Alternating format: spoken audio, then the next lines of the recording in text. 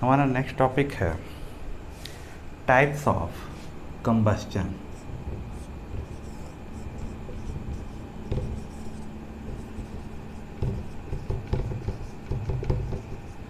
Types of combustion, इसका Hindi meaning होता है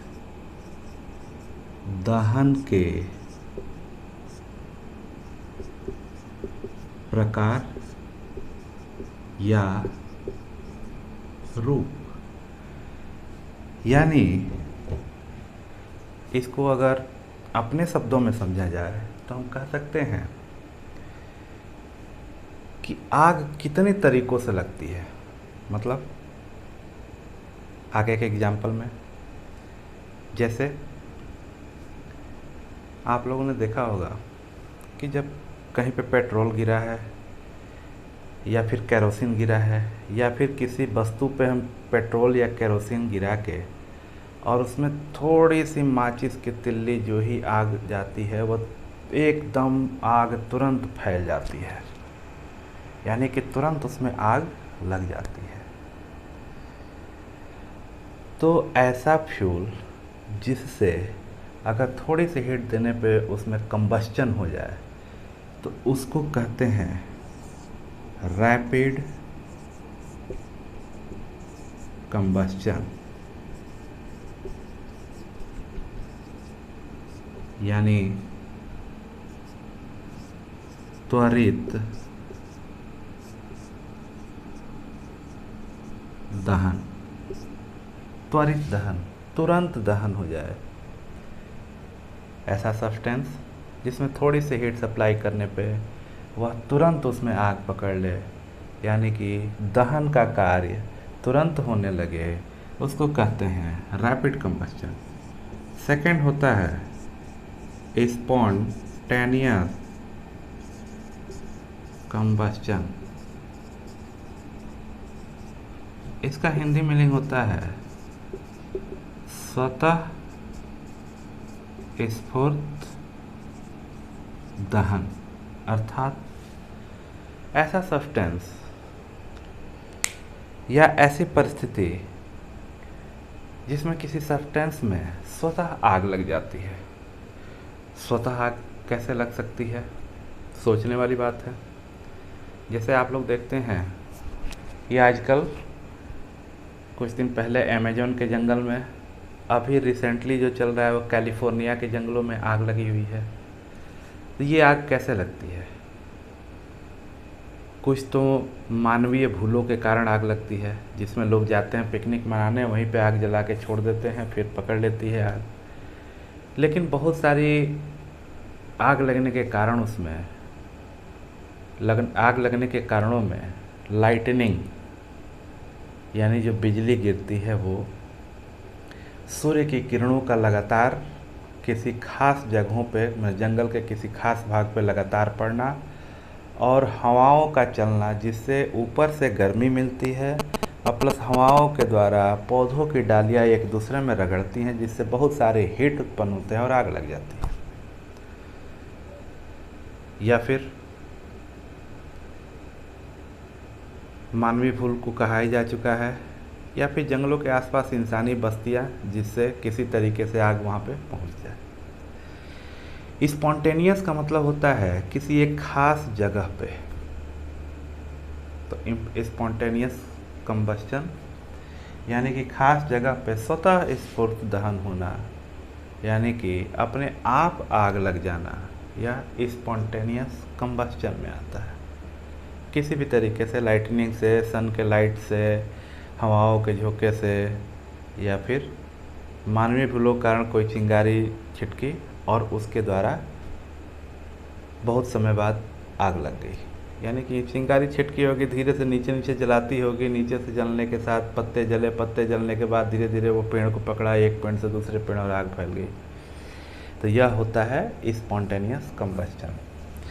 इसके बाद कई बार हम लोग देखे होंगे कि दिवाली वगैरह में या फिर किसी ओकेजन पे फायर क्रैक्स करते हैं, यानी पटाखे फोड़ते हैं। तो पटाखे फोड़ते हैं तो एक बूम सी आवाज़ होती है, उसके बाद से हीट, लाइट और बहुत सारी गैसेज निकलती हैं। हेडलाइट और बहुत सारी गैसेज निकलती हैं। तो जिसमें बहुत सारी गैसेज निकलती हैं वो एक रिएक्शन के थ्रू निकलती हैं, क्योंकि अंदर विस्फोटक भरे होते हैं। तो इसको हम कहते हैं एक्सप्लोजिव। एक्सप्लोजिव का मतलब होता है विस्फोटक। विस्फोटक पदार्थ जैसे फास्फोरस होते हैं, और उसमें ऐसे ही बहुत सारे विस्फोटक पदार्थ आपस में आग लगने के कारण एक दूसरे से रिएक्शन करते हैं, फट जाते हैं, बहुत सारी हीट, लाइट और उसमें से गैसेज निकलती हैं। तो इस प्रकार हो गया ये टाइप्स ऑफ कंबस्चन। उसके बाद हमारा नेक्स्ट टॉपिक है फ्लेम। फ्लेम क्या होता है? फ्लेम का मतलब होता है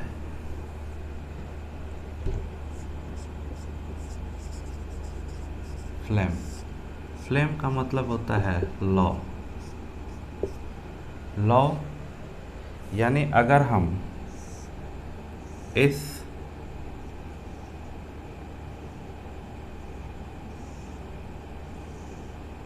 कैंडल को जलाए हैं, तो कैंडल को जलाए हैं तो ये जो ऊपर जो जल रहा है यह इसकी लॉ है।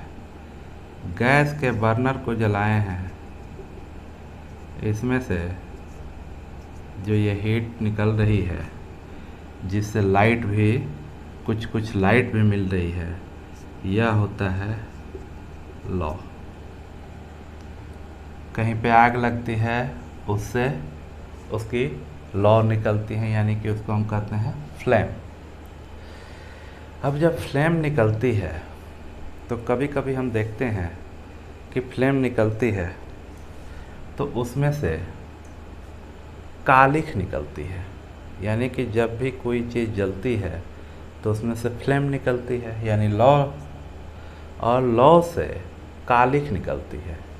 जैसे एक शीशे का कोई टुकड़ा ले लें और उसके नीचे हम कैंडल को जलाएं तो कुछ देर बाद देखेंगे कि इस पर काला काला काला काला स्पॉट बैठ गया। यह काला स्पॉट जो है या कालिख जो है अनबर्न्ड कार्बन होता है। अनबर्न्ड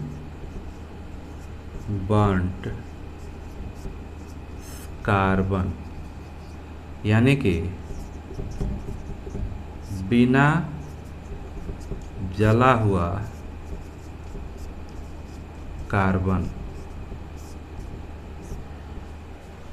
बिना जला हुआ कार्बन होता है। और यही हमारे एटमॉस्फेयर में बिना जला हुआ कार्बन प्रदूषण पैदा करता है।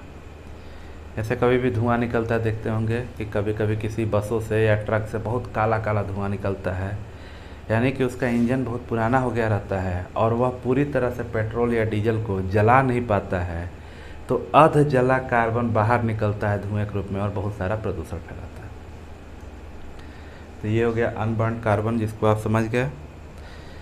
अब ये अनबर्न्ड कार्बन जो होता है यह इसके बीचों बीच से निकलता है लौ के। लेकिन अगर जैसे मान लीजिए कि ये कैंडल है और कैंडल की ये लौ है,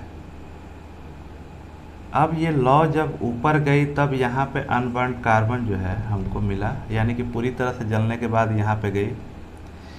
अगर इसके बीच में यहाँ पे किसी चीज़ को रख के आप जलाते हैं तो यह रेडनेस इस पे आता है। कोई भी चीज़, जैसे मान लीजिए कॉपर, आयरन, किसी भी चीज़ को यहाँ रख के बीचों बीच लौ के रख के जलाइए तो वह काला नहीं होता बल्कि थोड़ा सा रेडनेस होता है। अब ये सब क्यों होता है ये आगे पढ़ेंगे इसमें। अब जैसे मान लीजिए ये फ्लेम के बारे में पढ़े और स्ट्रक्चर ऑफ फ्लेम था, तो अब जैसे मान लीजिए यह कैंडल है और यह उसमें से विक्स है। विक्स मतलब उसकी बत्ती होती है। यह जब जलती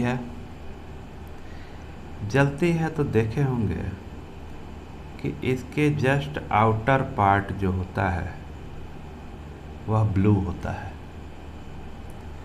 आउटर पार्ट यानी कि ये पूरा नहीं, यहाँ पे देखेंगे ये ब्लू दिखाई देगा, बाहर भी दिखाई देता है थोड़ी दूर तक।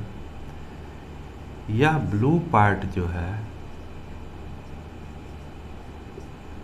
ये ब्लू फ्लेम, ये तब दिखती है जब यहाँ पे कंप्लीट कंबस्शन हो जाता है। ये कंप्लीट कंबस्शन यानी कि दहन पूरा हो जाता है यहाँ पे। इसके पहले एक बात जान लीजिए कि कोई भी चीज़ तभी फ्लेम उत्पन्न करती है जब वह वाष्पीकृत होती है, यानी वेपोराइज होती है। अगर ये कैंडल जो है इसको जलाते हैं और जलाने पे यह जो है मेल्ट होता है, मेल्ट होकर वेपर बनता है, और वेपर बनता है तो वही वेपर जितनी दूर तक बनता है वही आग वहाँ तक जलती, वहाँ तक फ्लेम जाती है, और फ्लेम जो है हीट और लाइट प्रोड्यूस करती है। यानी बिना वेपराइजेशन हुए यहाँ पे फ्लेम नहीं दिखेगी। जैसे मान लीजिए किसी भीगे हुए चीज़ को जलाते हैं तो उसमें से फ्लेम नहीं निकलती है, फ्लेम नहीं निकलती है तो वह चीज़, वह वस्तु जलती नहीं है। ठीक है, तो यहाँ पे जब इसका वेपर कंप्लीट जल गया है तो यह ब्लू फ्लेम देता है, और ब्लू फ्लेम यानी कि कंप्लीट कंबस्शन होता है। यह बीच वाला जो पार्ट होता है जो येलोविश होता है, येलो, और यह मॉडरेट कंबस्शन होता है।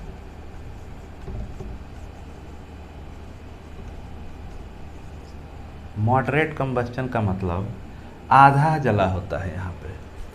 तो जो आधी जली हुई वेपर होती है इसकी, ये जो वैक्स है यानी मोम है, यह वैक्स जब जलती है यानी कि पिघलती है, और पिघलने के साथ इसमें से भाप निकलती है, वही भाप यहाँ पे इस विक्स के थ्रू, क्योंकि विक्स में आग लगी रहती है और ऊपर जब भाप जाती है तो वह उन सभी चीज़ों को जलाती है और फ्लेम निकलती है। तो वह जो है फ्लेम यानी वेपर जो है यहाँ तक गया है, यहाँ पे भी वो आधा जला होता है, और आधा जला हुआ पार्ट येलोविश कलर का यहाँ पे वह कलर पैदा करता है, और यह मॉडरेट कंबस्शन होता है। यहाँ पे बिल्कुल देखेंगे तो यह इनर मोस्ट पार्ट होता है, यानी कि सबसे निचला भाग होता है, और यहाँ पे इनकम्प्लीट कंबस्शन होता है,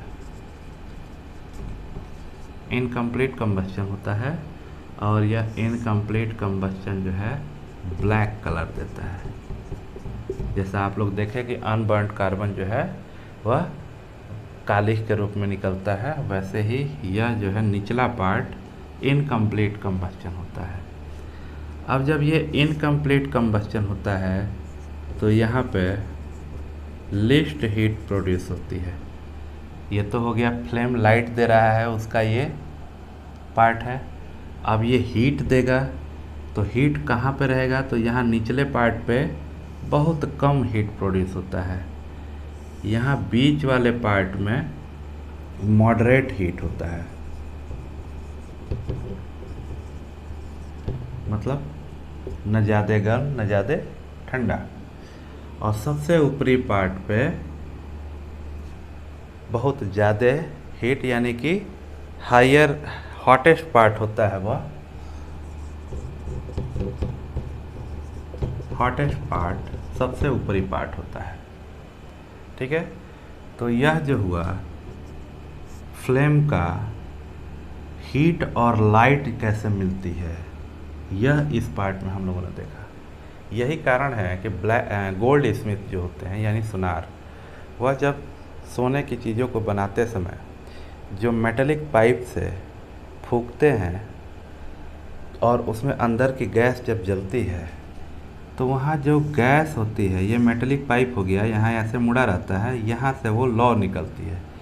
तो हमेशा जब भी किसी चीज़ को जलाने का काम करते हैं तो यहाँ से ऊपरी पार्ट में करते हैं, क्योंकि सबसे ऊपरी पार्ट में वो हॉटेस्ट पार्ट होता है, सबसे गर्म पार्ट होता है, और वहाँ से ब्लू फ्लेम निकलती है। आप अपने गैस एलपीजी गैस वाले चूल्हे के बर्नर को देखिए, तो वहाँ से जो ब्लू फ्लेम निकलती है, वो ब्लू फ्लेम वहाँ पे सबसे ज़्यादा हीट होती है, और जो येलो या रेड टाइप का निकलता है वहाँ पे मॉडरेट रहता है, और जहाँ पे ब्लैक नज़र आए वो लिस्ट हीट होता है। अब यहाँ पे आप लोग देखे होंगे कभी कभी कि कैंडल के बीचों बीच में हाथ कैंडल के बीचों बीच में हाथ ले जाते हैं ऐसे करके फ्लेम के, तो हमको जलन महसूस नहीं होती है। वहीं ऊपरी पार्ट पे अगर हाथ ले जाते हैं तो बहुत तेज़ जलन महसूस होती है। ऐसा करना नहीं है, वो हम लोग करके देखें। इसके बाद होता है, नेक्स्ट पॉइंट है फ्यूल एफिशिएंसी।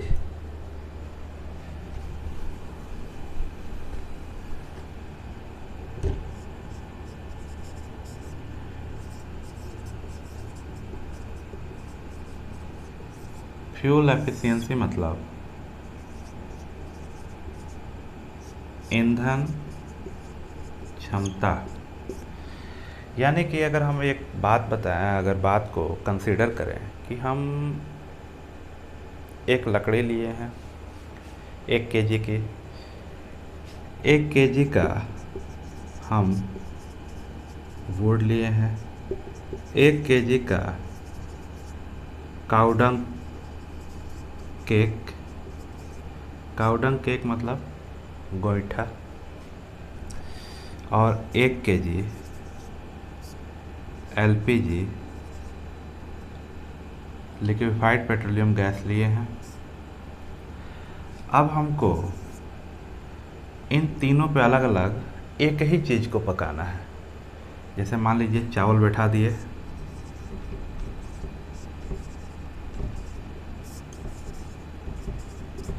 हम देखेंगे कि तीनों चीज़ों पे जो चावल है वह अलग अलग मात्रा में पकता है। जैसे मान लीजिए कि अगर 1 kg वुड में हम जो है 1 kg चावल पका लिए, इसमें काऊ डंग में पता चलता है कि हम ½ kg पका पाए, लेकिन इस पे पता चलता है कि हम 5 kg या फिर इसको कह लीजिए 10 to 15 kg हम राइस पका लिए। ये ऐसा अंतर क्यों आता है? ये अंतर इसलिए आता है कि 1 kg फ्यूल में, ये सब फ्यूल हुआ ईंधन, तो 1 kg फ्यूल में कितनी ज़्यादा मात्रा में हीट प्रोड्यूस होती है वह उस फ्यूल पर डिपेंड करता है। तो इसमें सबसे ज़्यादा जो है 1 kg में हीट प्रोड्यूस करने वाला सबसे ज़्यादा ये एलपीजी है।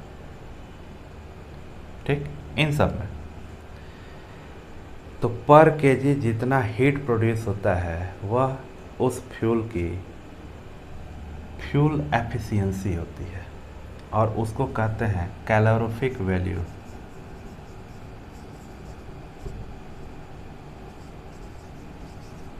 कैलोरीफिक वैल्यू मतलब किसी भी ईंधन में ऊष्मा की कितनी मात्रा 1 kg में निकलती है, वही उसकी कैलोरीफिक वैल्यू होती है। ठीक है, अब अलग अलग लिस्ट, अलग अलग क्षमताएं सभी फ्यूल में होती है। सबसे ज़्यादा हाइड्रोजन में होती है, 1,50,000 किलो कैलोरी, किलो जूल इसकी वैल्यू होती है, किलो जूल पर केजी। ये इसका मात्रक मतलब यूनिट होती है। जैसे किसी सामान को हम किलो में लेते हैं कि 1 kg हमको आलू दे दीजिए, वैसे ही कैलोरीफिक वैल्यू की यूनिट जो होती है किलो जूल पर केजी, यानी 1 kg में कितना किलो जूल एनर्जी ये प्रोड्यूस कराता है, वही किसी फ्यूल की कैलोरीफिक वैल्यू होती है। तो कैलोरीफिक वैल्यू सबसे ज़्यादा हाइड्रोजन की होती है, 1,50,000 किलो जूल पर केजी। ठीक है, और भी सभी सब्सटेंस की अलग अलग होती है। इसके बाद होता है कि burning of fuels leads to harmful products. अब हम सभी जानते हैं कि फ्यूल जब बर्न करता है, यानी कि हम ईंधन जलाते हैं, सबसे बड़ी बात है कि एक आइडियल ईंधन, आइडियल फ्यूल हम किसे कह सकते हैं? आइडियल फ्यूल वो होता है जो अवेलेबल हो, चीप हो, उसके बाद हमें लॉट ऑफ हीट प्रोड्यूस करे, और उसके बाद हमेशा ऑलवेज अवेलेबिलिटी उसकी बनी रहे, और इजी टू कंबस्ट हो या कंबस्टिएबल हो। लेकिन इस टाइप के फ्यूल कोई होता नहीं है, सभी फ्यूल में कुछ न कुछ एक कमियां होती हैं। अब इसके बाद इसमें एक और आता है कि वह पॉल्यूशन ना करे, यानी पॉल्यूशन फ्री हो। तो कोई भी फ्यूल पॉल्यूशन फ्री नहीं होता है।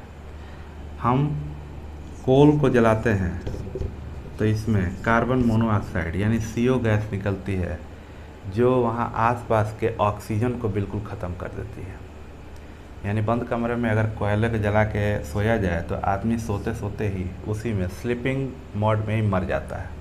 यह बहुत ही जहरीली गैस होती है। इसी तरह हम और सब चीज़ें जलाते हैं तो उसमें से कार्बन डाइऑक्साइड निकलती है, यह भी हमारे एटमॉस्फेयर के लिए बहुत ही हानिकारक है। या फिर कई एक इंडस्ट्रीज में सल्फर डाइऑक्साइड गैस निकलती है, और यह सब गैसें जो हैं carbon dioxide, sulphur dioxide acid rain का कारण बनती है।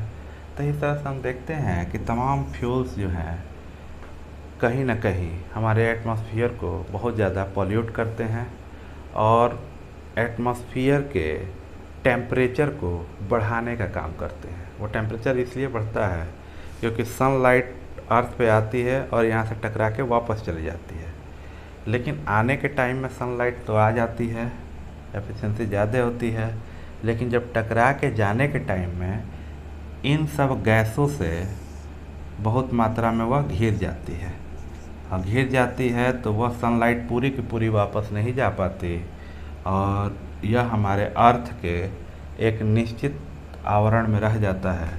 इसलिए अर्थ का टेम्परेचर इंक्रीज हो जाता है, और इसको हम कहते हैं ग्लोबल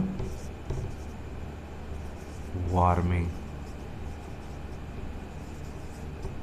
यानी पूरा ग्लोबल, पूरा ब्रह्मांड में, पूरे पृथ्वी पे तापमान का बढ़ना।